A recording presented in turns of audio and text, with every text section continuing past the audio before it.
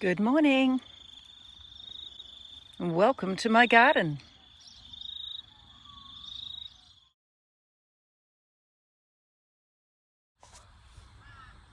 Our chickies are getting bigger, so it's time to make some transitions.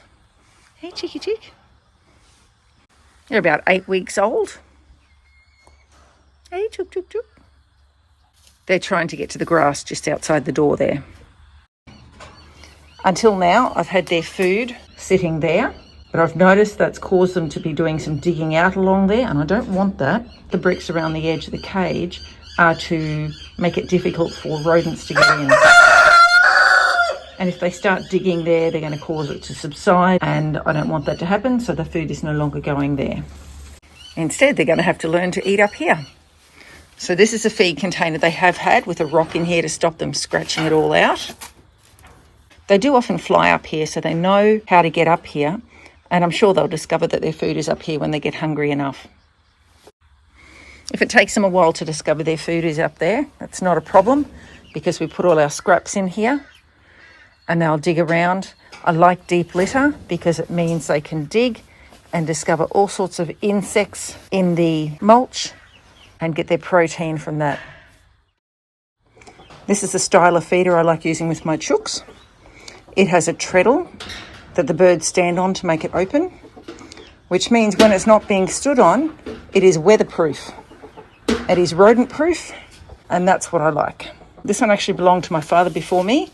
He put these strips of metal on the bottom to prevent it from sinking into the mud where he was using it previously.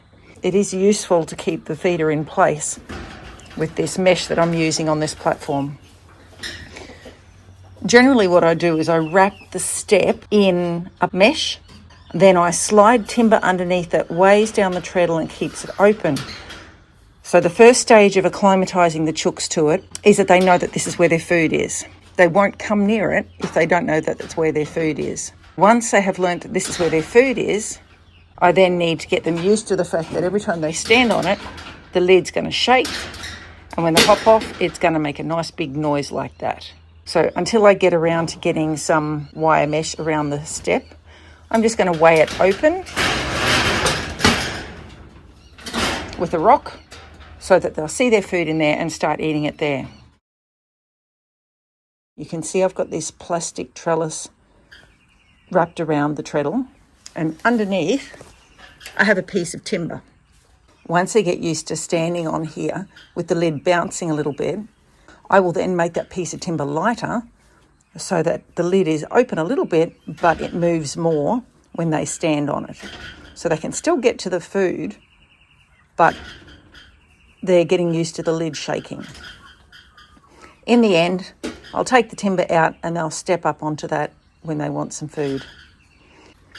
It occurred to me this morning that rats are very clever, and if we are getting rats in here, there's a chance that the rats will also be trained as we train the chickens. So see if we can get this process done quickly and before the rats manage to get into this new pen. Hey chickie chicks. Hey chickie chicks.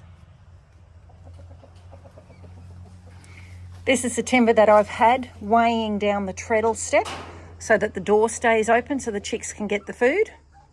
Well, they're very comfortable using it even though it wobbles a little bit, so it's time for me to chop off maybe a finger width, make it a little bit less heavy so that the treadle moves a little bit more, the lid jumps a little bit more every time they get on there.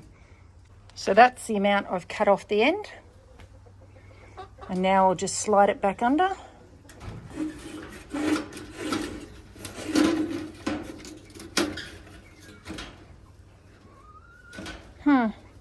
That leaves it open all the time still.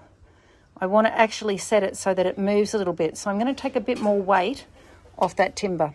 Rather than chopping some off the end of that other piece of timber, I chose to get a thinner piece of timber. I think it's an old tomato stake. And just put that there. You can see that the lid shuts by itself. And so I put this little one under here. Now it creates a little bit of opening, but what's more importantly is that when they touch it, it'll open easily because that just takes a little touch. So It might pop a bit shut when they get off it fast, but it's still open enough that they can see the food in there, and that's where they've been eating for the past 2 weeks. So it's going to be something that they're going to have to get used to, but it's not going to be new. It's just going to be a bit scary because the lid's going to pop up at them every time they step on it. And we've got quite the rattle here. So last night I did an experiment and I took it out. This morning they've come up to have a feed. One of them was game enough to put her foot on it, but when it moved so much, she was quite frightened and ran off and flew down straight away. It seems that they're not yet accustomed to eating from it when the lid moves. I actually think there's something wrong with this feeder in that this doesn't shut properly. That should be shutting. That's not going to prevent any rodents at all. I wonder if when it was previously used, they got too much mud in this hinge. I wonder if in this design, the treadle's just a little bit heavier than the lid. If this isn't going to shut properly, I won't be able to keep rodents out of the feed. And that looks like mice. And there's more there. Right, I have to solve this. Is there any droppings in the feed? No droppings in the feed. The other alternative will be is that I have to wait this shut every night. Okay, 2 of them are up there and are keen to have some breakfast. Because they can see the food, they know that's where their food comes from.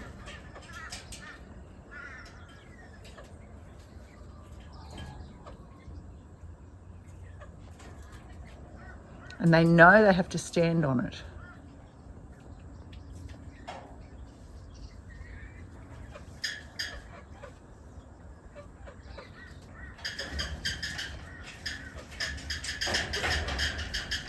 See, when it moves, it startles them.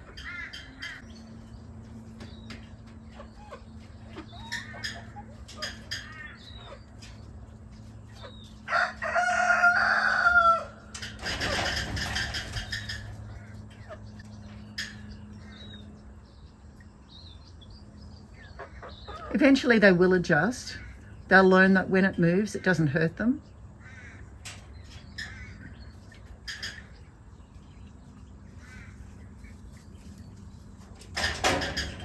There you go. Okay, Beatty, the lavender Sussex, she was the one who first tested it this morning when it was completely shut, and she was less afraid of it moving. I'd say they're all hungry because they're all up there. I'm confident that eventually this morning someone will stand on it and the others are all run for food. How hungry they get before then, that's the question.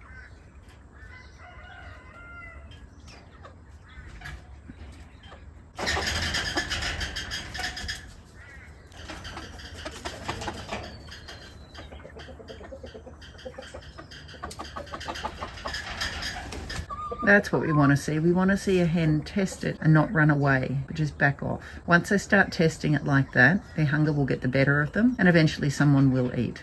And often I found when training them, when there was one by itself, it didn't have the panic of all its mates to cause it to increase its panic.